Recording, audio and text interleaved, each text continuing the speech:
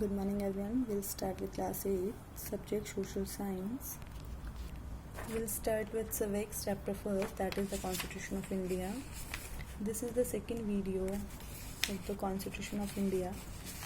So in our previous video we discussed about the democracy and need for laws. Then we discussed about the Constitution of India, making and its features. We discussed about the parliamentary form of government, federalism, separation of power. In today's video, we are going to discuss fundamental rights.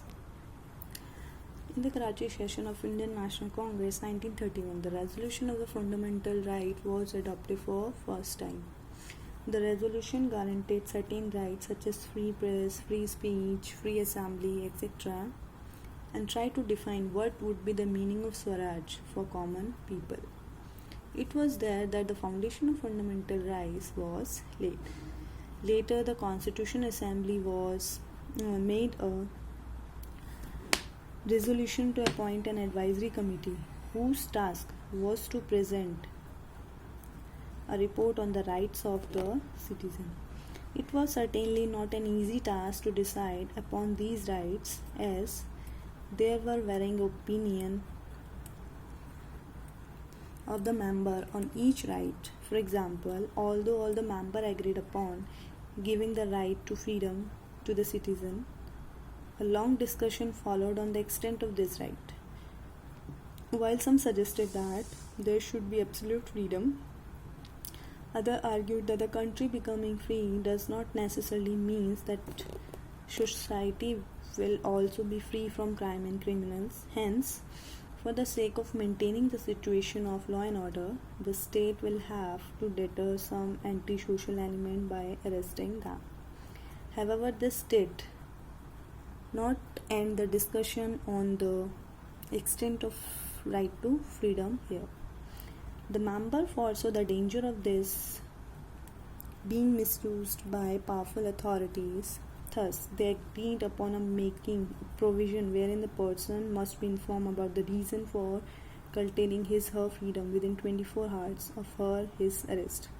Also, the arrested person shall have the right to seek legal help in this regard. Likewise, there were many other rights which were scrutinized at each level and then gave consent to. Another important decision was to make these rights justiciable.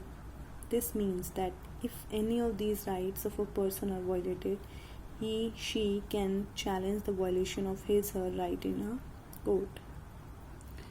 So let us now look at the fundamental rights given in the Constitution. First is right to equality, second is right to freedom, next right against exploitation, right to freedom of religion, culture and educational right to constitutional remedies.